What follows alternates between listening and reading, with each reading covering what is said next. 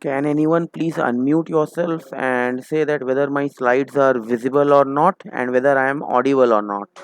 Yes, sir. Visible. Okay, and am I audible? Yes, sir. Okay, fine, fine.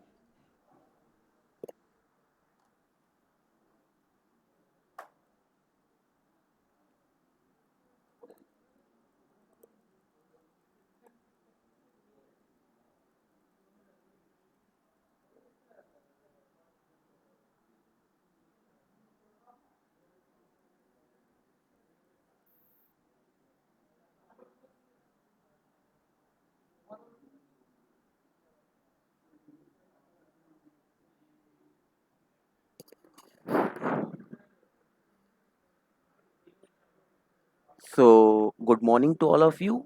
Before starting today's class, let me give you a brief recap of what we have discussed in the last class. If you remember, in the last class, I have introduced one new topic with you all, that is the coordinate systems that we used in FEM. In this, we have discussed basically, there are three types of coordinate systems that we use in FEM, and those are global coordinate system, GCS, local coordinate system, LCS, and natural or intrinsic coordinate system, NCS. What is global coordinate system? If for each and every element there is a certain coordinate system, that means there is a fixed coordinate system for all the elements, that type of coordinate system which we use is known as global coordinate system. What is local coordinate system? For each and every element of any geometry, if you are assigning a separate coordinate system to each and every element, that type of coordinate system we call it as local coordinate system.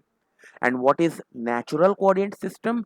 See, natural coordinate system is a special type of coordinate system.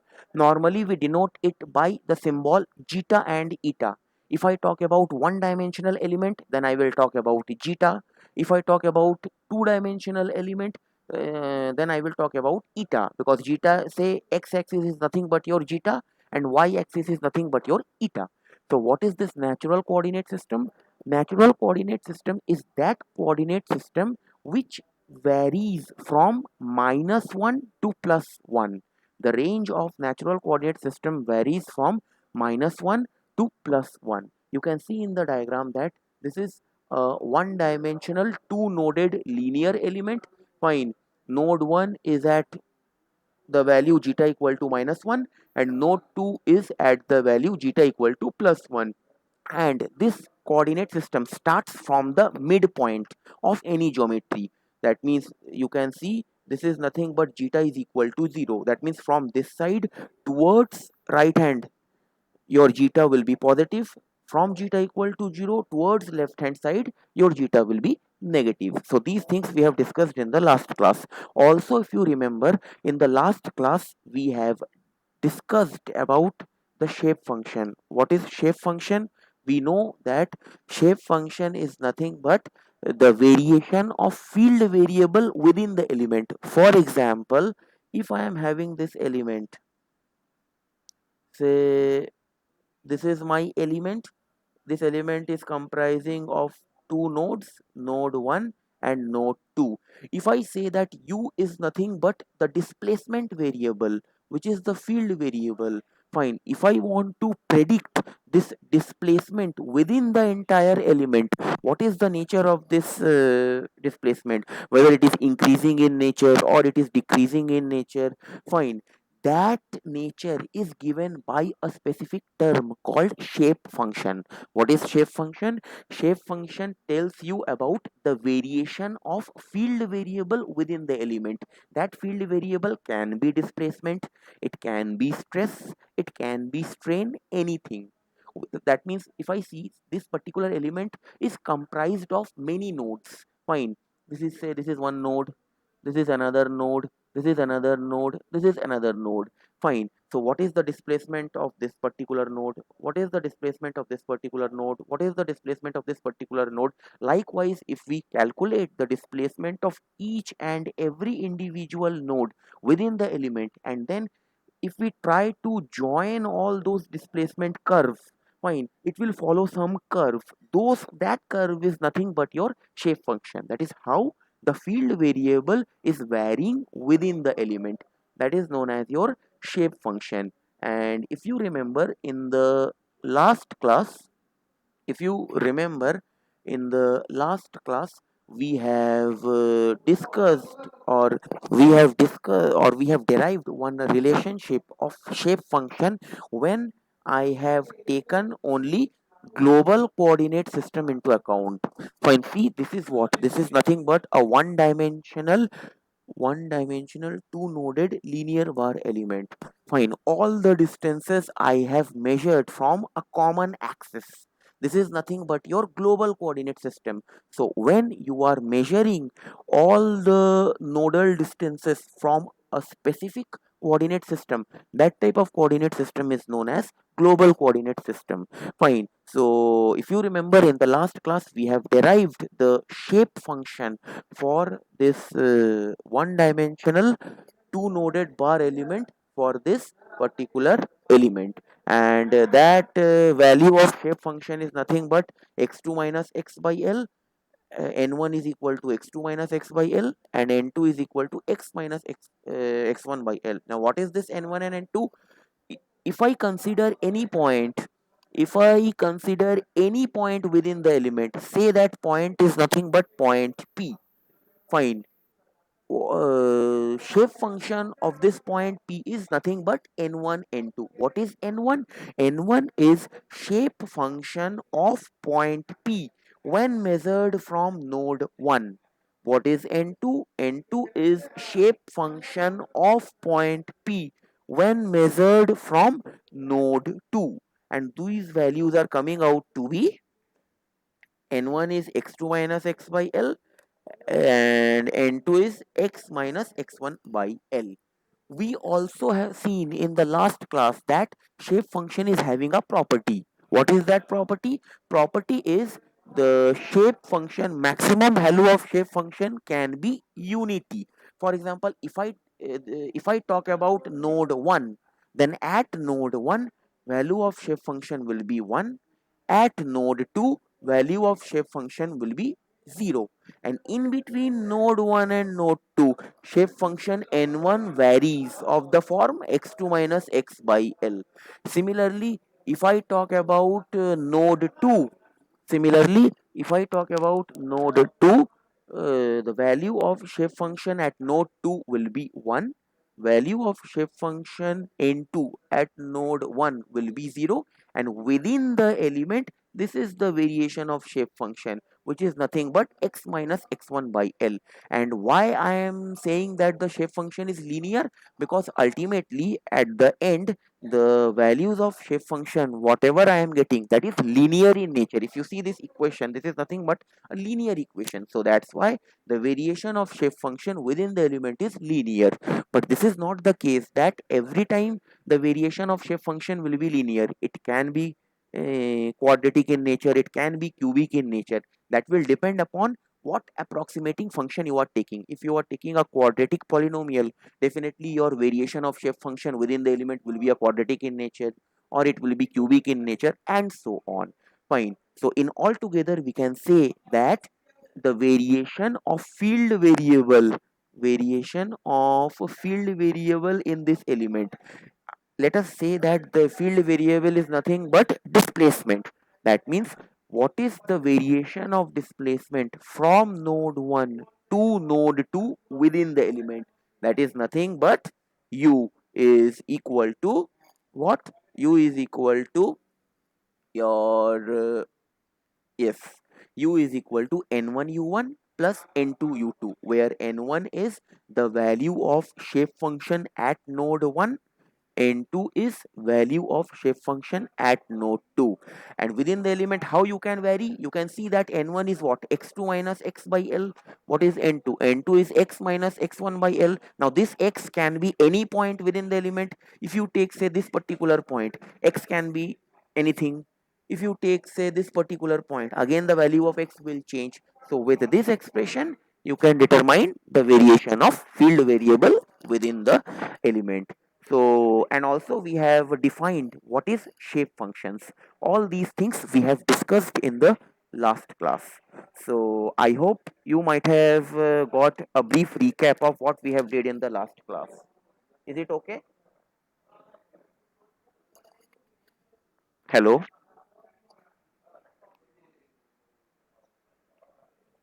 Yes, sir. Fine. Okay.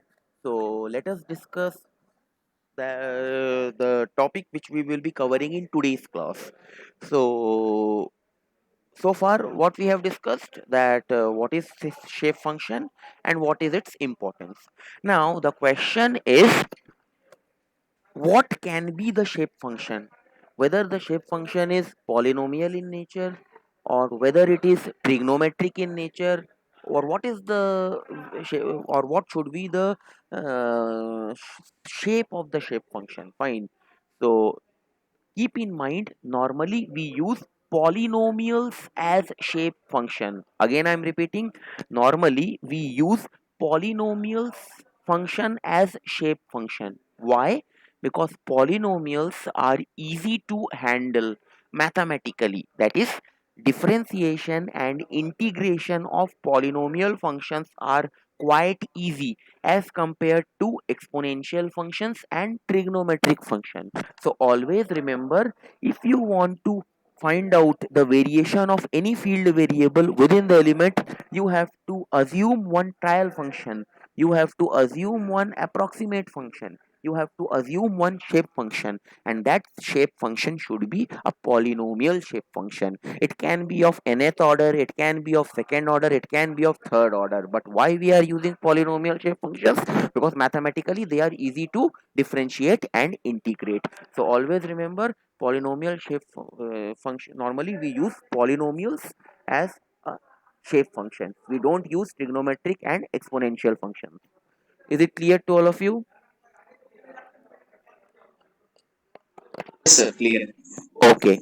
So if I talk about one dimensional element, I know that in one dimensional element, variation of any field variable will be in one dimensional only, whether you talk about stress or you talk about strain or you talk about displacement. So for one dimensional element, so that if I say that this is my element comprising of two nodes. Fine. This is which element? This is one dimensional element. How come I can say that this is one dimensional element? Because the field variable is variation, the variation of field variable is in 1D only. That means if I talk about displacement, displacement is along this direction only. If I talk about stress, at each and every nodal point of the element, stress will be along this direction only. Fine.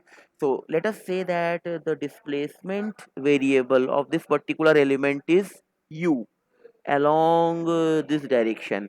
Then the shape function, then the shape function for this u will be what? I have to assume one polynomial function, and that polynomial function will be of this manner, that is u of x is equal to alpha 1 plus alpha 2x plus alpha 3x square plus alpha 4x cube plus so on, and the last value will be alpha n plus 1 x to the power n.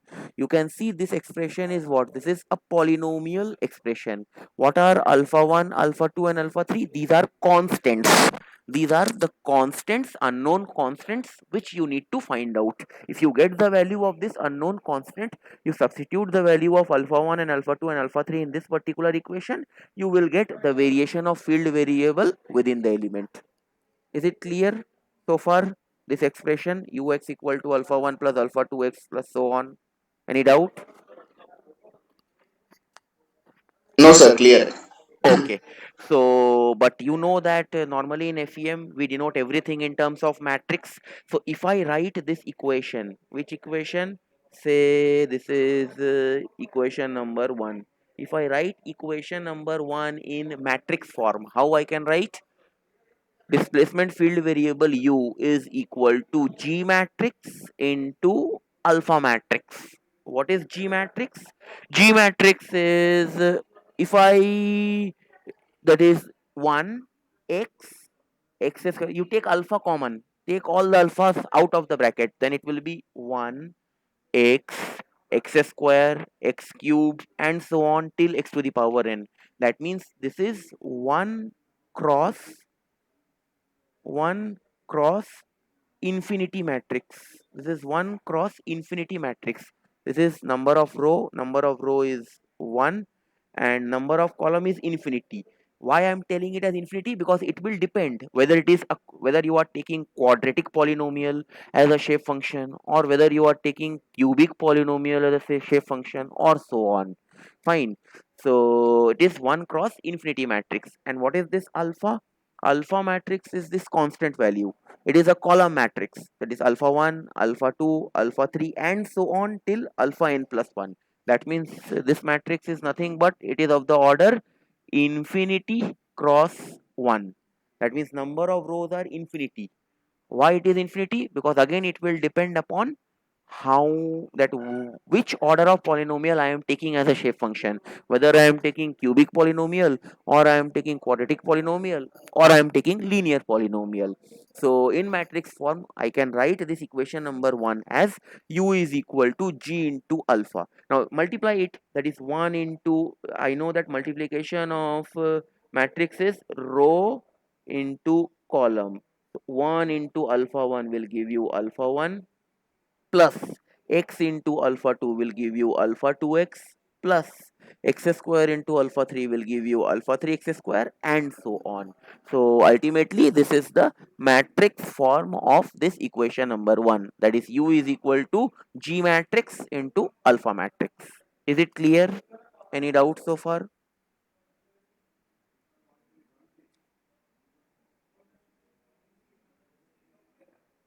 Any doubts so far? No, sir. No, sir. Okay. Other people, please respond whether the things are clear or not, whatever we have discussed so far.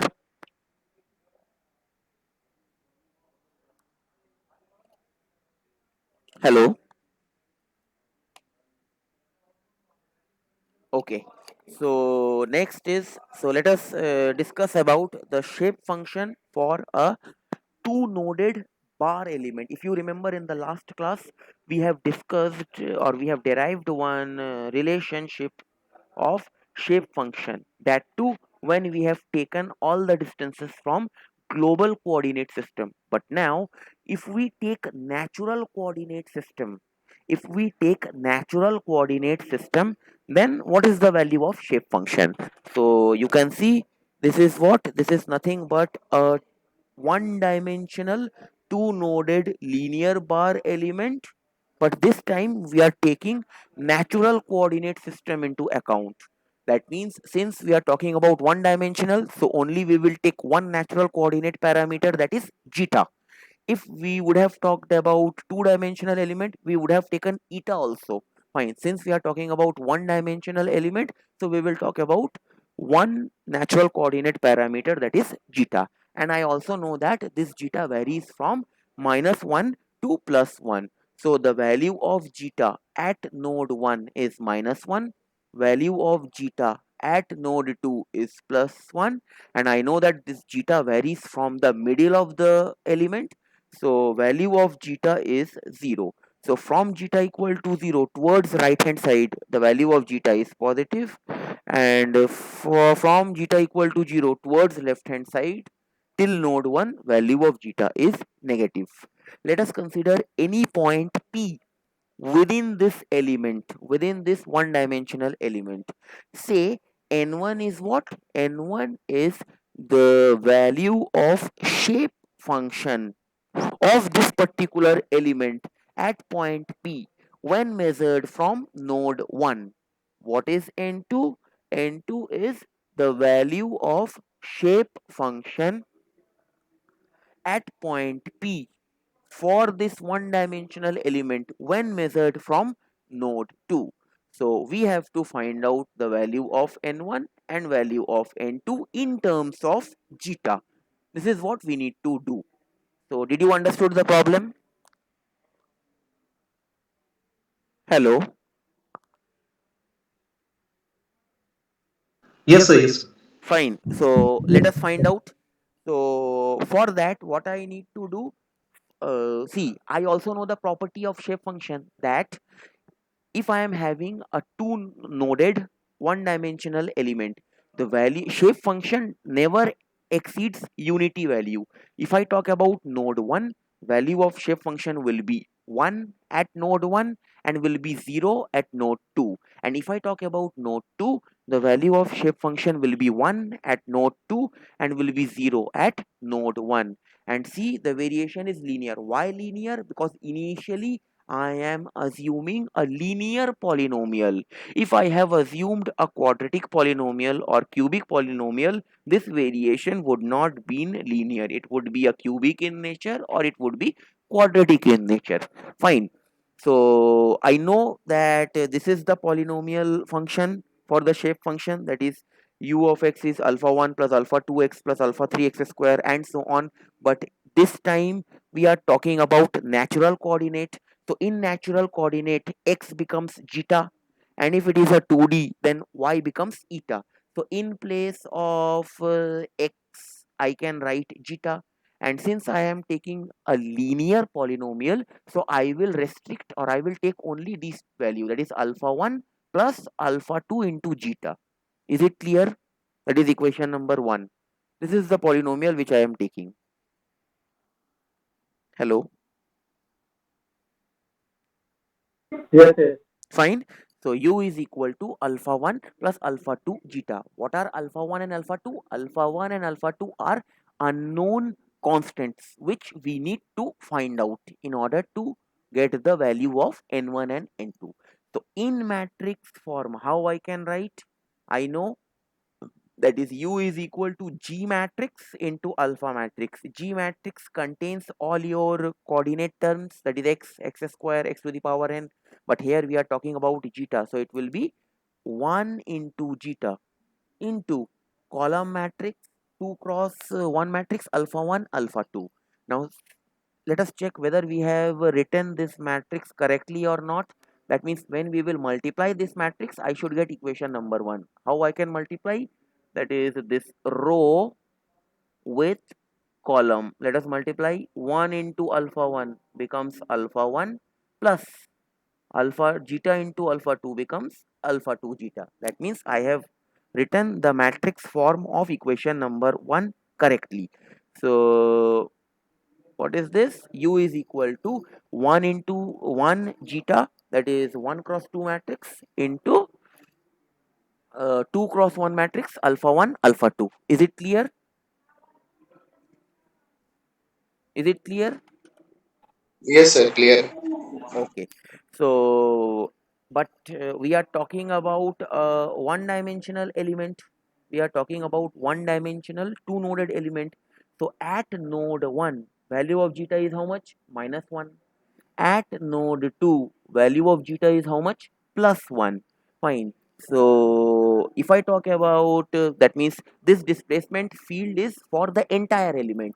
So at present we are talking about only two nodes, node 1 and node 2. So I can write this u as a 2 cross 1 matrix u1 u2 equal to now 1 into zeta. Zeta for node 1 is how much? Zeta for node 1 is minus 1. So zeta for node 1 is minus 1, so this value is minus 1. Fine. And for u2 again this value is 1, this is 1. And what is the value of zeta for node 2? You can see zeta for node 2 is plus 1.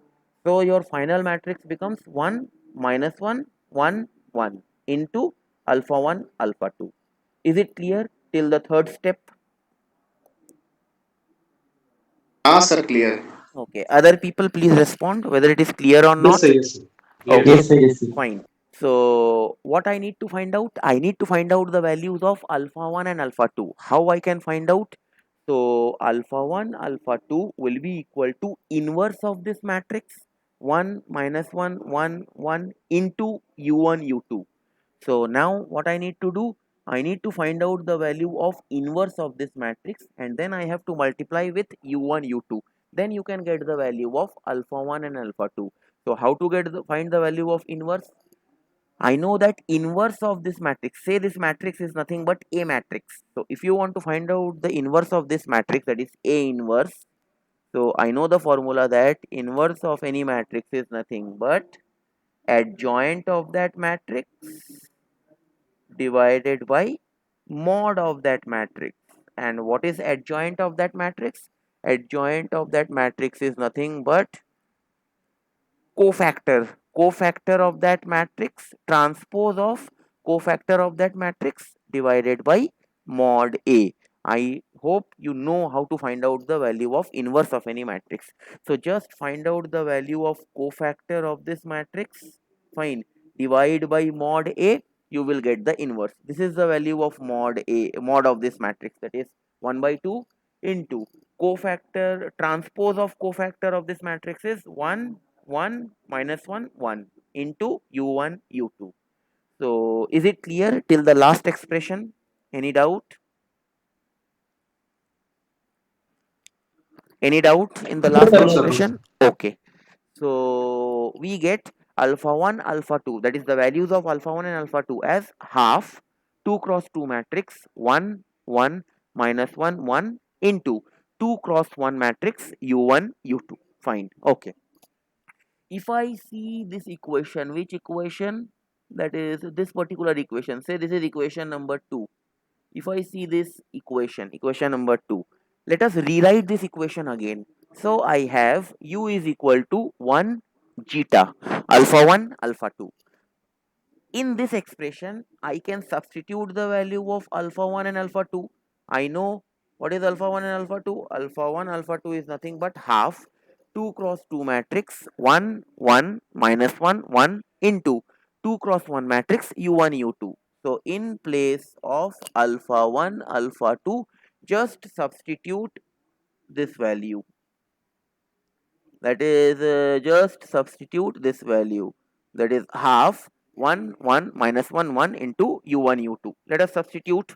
So the resulting expression becomes u is equal to 1 into zeta into alpha 1 alpha 2. I am substituting it as half 1 1 minus 1 1 into 2 cross 1 matrix u1 u2. Is it clear so far till the second step? Till the second step, is it clear? Any doubt? No, sir. Okay. Other people, please respond whether it is clear or not till the second step. Yes, sir. Yes, sir. Clear. Okay, fine. So I can now what I am doing is that I am taking this half to the extreme left hand side. So u is equal to half into 1 into zeta into 1 1 minus 1 1 into u1 u2. So now what I am doing, I am just multiplying this matrix. Which matrix? That is this matrix with this matrix. If you multiply it, you will get this particular matrix. That means this is what? This is 1 cross 2 matrix, and this is 2 cross 2 matrix.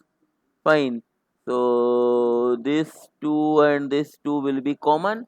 So ultimately you will get a 1 cross 2 matrix. After multiplication you will get this 1 cross 2 matrix. How to multiply? Row of this matrix with column of this matrix. That means 1 into 1 is 1 plus zeta into minus 1 is minus zeta. So 1 minus zeta.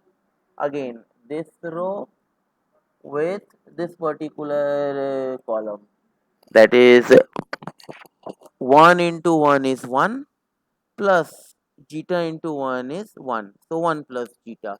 So finally the expression becomes u is equal to half 1 cross 2 matrix 1 minus zeta 1 plus zeta into u1 u2.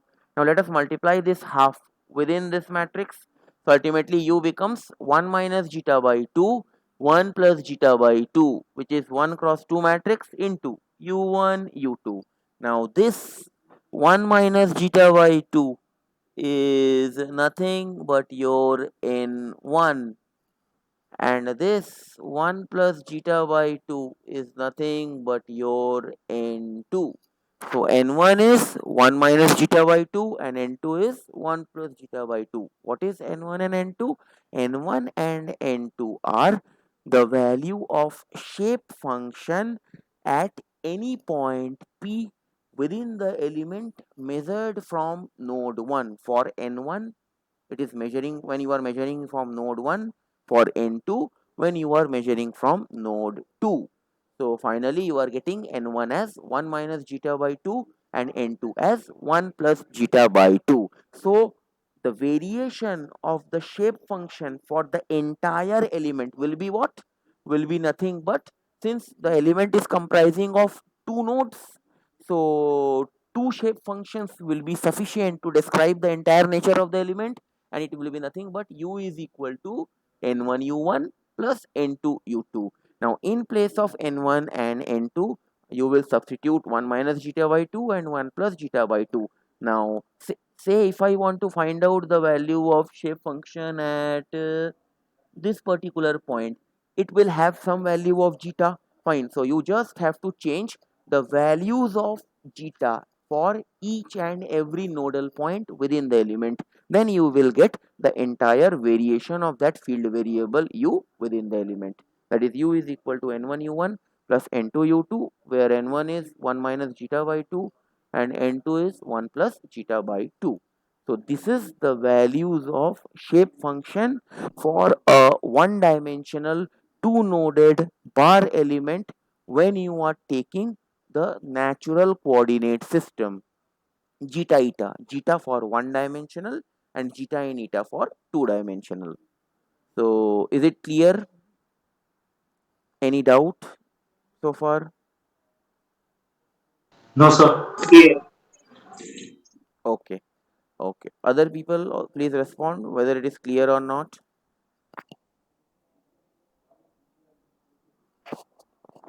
Other people, please respond. So far, whatever we have discussed, it is clear or not? Okay, if you are not responding, then I will assume that the things which I have discussed so far, it is clear to you. Okay, fine. So let us move forward.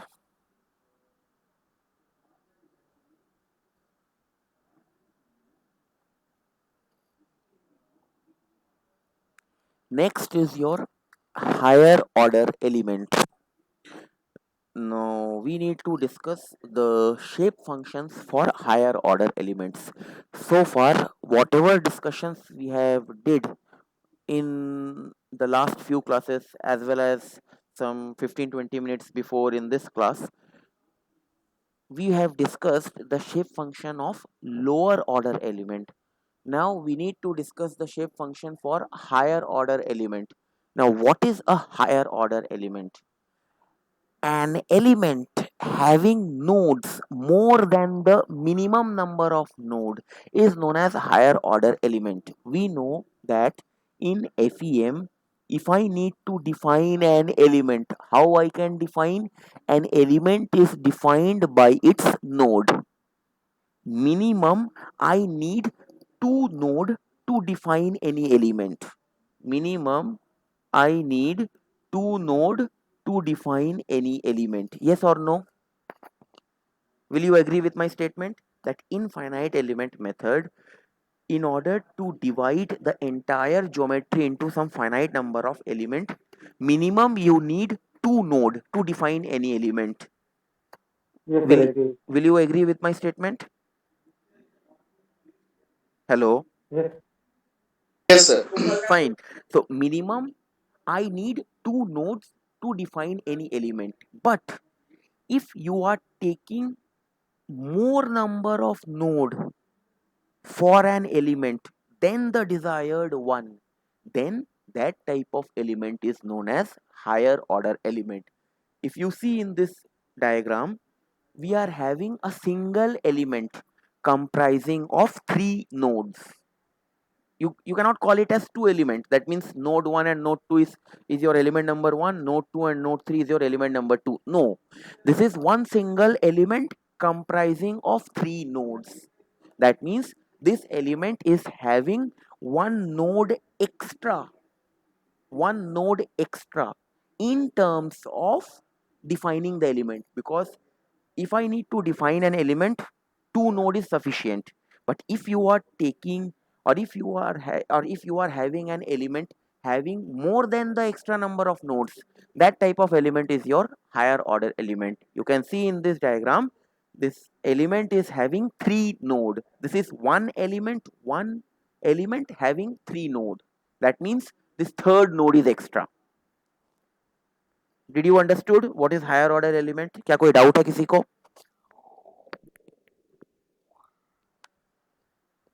क्या कोई No, doubt? sir, higher, Good news. sir, higher order का कितना maximum हो सकता है? Your voice is very slow. Can you please speak loudly? हाँ, hello sir. Yes, Amarjeet. Sir, ये higher order का maximum कितना हो सकता है? It is up to you. Like हम It is up to you. You can divide one single element into 1,000 number of nodes. You will get more accurate result. You can divide one single element into 1 lakh number of nodes. But theoretically it is not possible. In software, in ANSYS you can do, or in say SolidWorks you can do, but mathematically, theoretically it is not possible. Okay. sir, is there any limitation? There is no, if you are talking about software point of view, there is no limitation. But if you are taking theoretical point of view, we will go maximum till 5 number of nodes, or else our calculations will be very lengthy. We will not go beyond 5 number of nodes. Okay. Okay. So, and what is lower order elements? So far, whatever we have discussed so far in this class of FEM, everything is lower order elements. That means for one single element, minimum 2 node is required. That is lower order element. But for that particular element, if you are defining more number of node than the desired one, that is your higher order element. So can you tell me, okay, first you tell me that whether in FEM, if I take lower order element, then I will get the accurate solution, or if I take higher order element, then I will get the accurate solution, and why?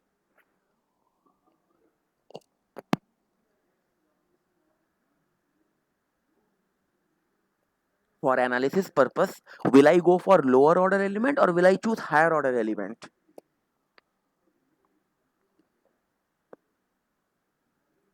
Hello?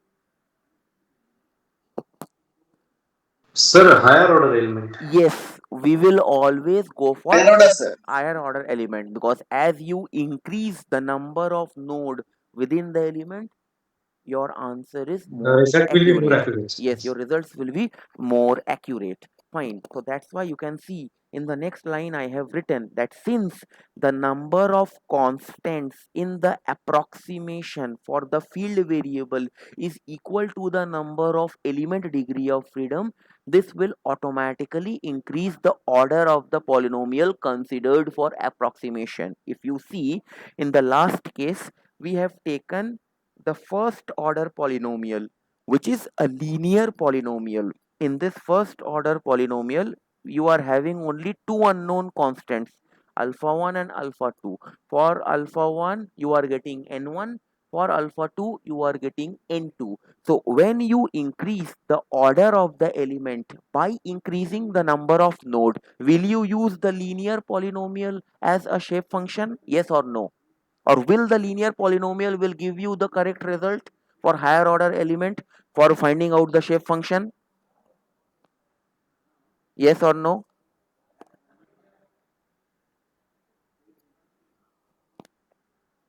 Hello? Yes, sir. Yes, sir.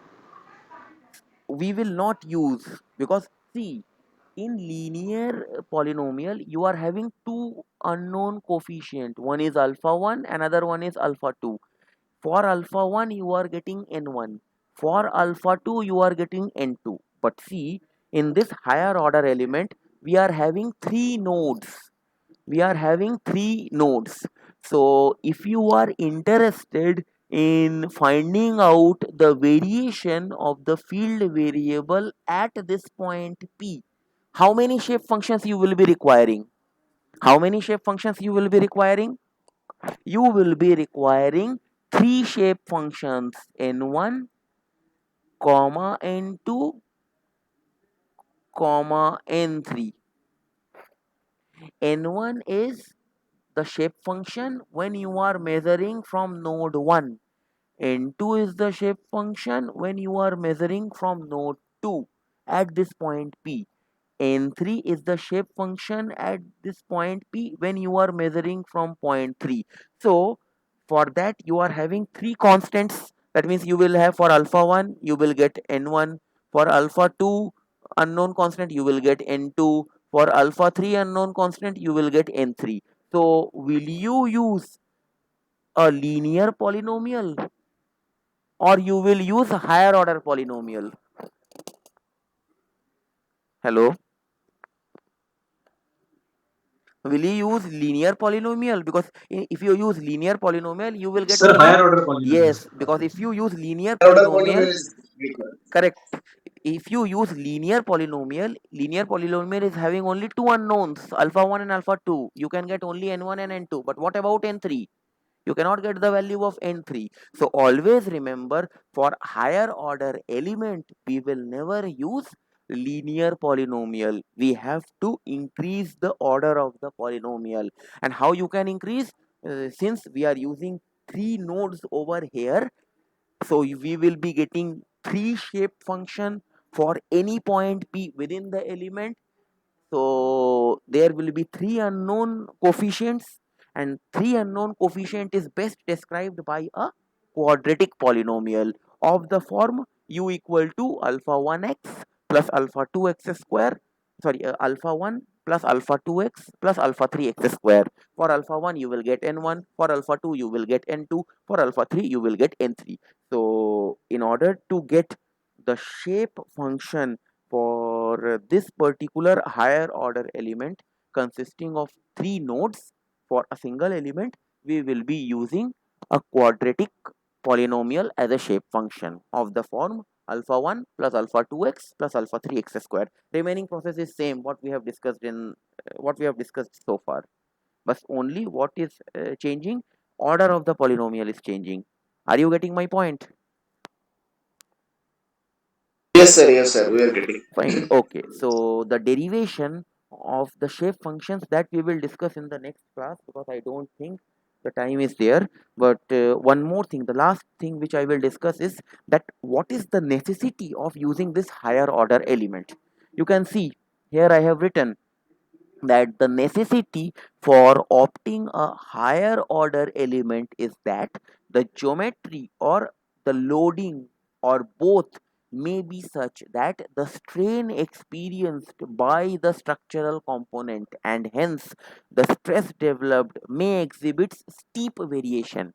That means if you are having, say, a higher order element, that means node 1, node 2, node 3, and this entire is nothing but your element number 1. Due to application of external load displacement, each and every node will displace, each and every load will exhibit some strain, some stress. So when you will plot the variation of stress and strain within the element, variation will be steep in nature. Steep variation means, say the variation is somewhat like this, like this. Fine, this is what, this is steep variation. Sometime it is decreasing, sometime it is increasing. Time, that means it is having some slope.